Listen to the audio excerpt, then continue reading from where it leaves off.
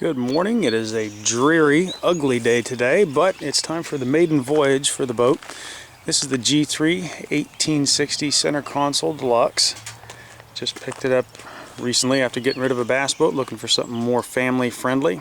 And first impressions when I saw it was I was surprised at how open and practical the boat was, really.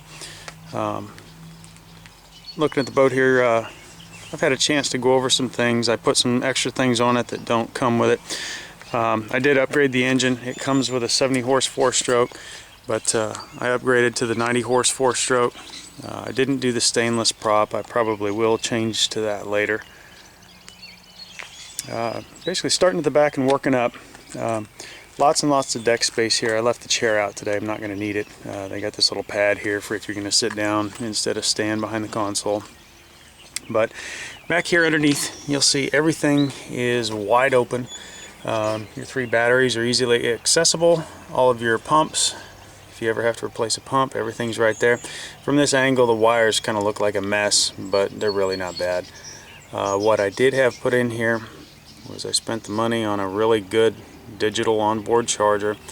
It does whole bunch of crap here. It does a full charge, then it does some type of a top off, and then it'll do a trickle charge if you leave it plugged in for extended periods. There is a fuel water separator over here, and working forward, the console is pretty well laid out. It's very simple, very basic, no speedometer. I've got GPS up here, so don't need a speedometer. You have a tachometer, fuel gauge. There's a nice little, if I didn't have the sonar there, a nice little spot to put cell phones or whatever.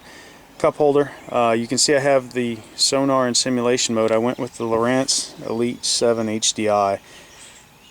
Basically because I'm kind of an electronics nerd. I like to really know what's down there. On the top right, you'll see it has a regular sonar. On the bottom right, that has the down scan imaging and GPS on the left. You can set the pages up any way you want, but this is just in simulation mode again, just so I could show it on here. There's not a lot of storage on the boat. That's one thing I don't care for. Over here on the left, you'll see they have the brackets there for the lights. I took them out, not going to need them, at least today. I really wish they would have put a compartment in here to store those lights. I don't think it would have taken a whole lot to do that. It'd be nice to have a little bit of storage. Right now there's a compartment up front here and up front here, and then this is a live well fuel tank across the middle. It's very open, very practical. In the front of the console here, see if I can do this without breaking a rod. Large live well. In the pictures that I saw of this boat and other folks' online videos, that live well didn't look very big, but it's big. It's pretty deep as well.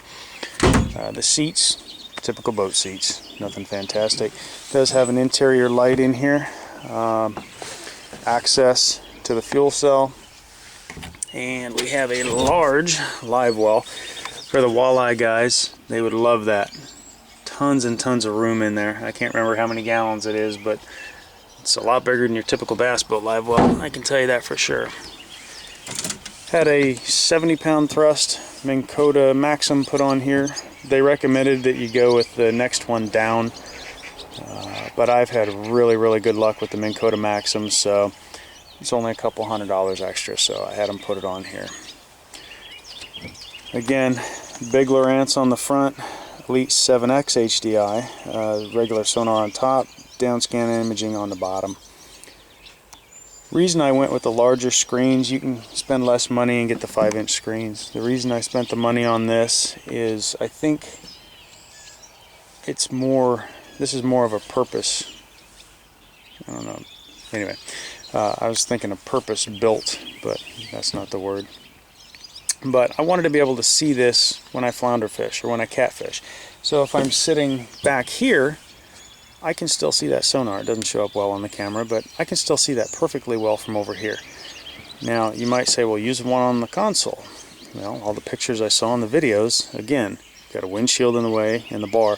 I could take that windshield off and spin that sonar around, but that's not something I'm going to do. Both of these sonars are mounted on ram mounts. These ram mounts, we got the bigger ones. They make a smaller ram mount, but I've got the bigger ones here simply because with this boat being a modified V-hull, it's not going to cushion very well with the waves. So when it hits waves, it's going to smash them pretty good.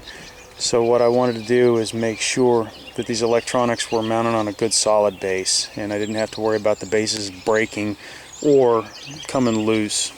So anywho, that's it. I'm going to get it out on the water and we shall see what happens.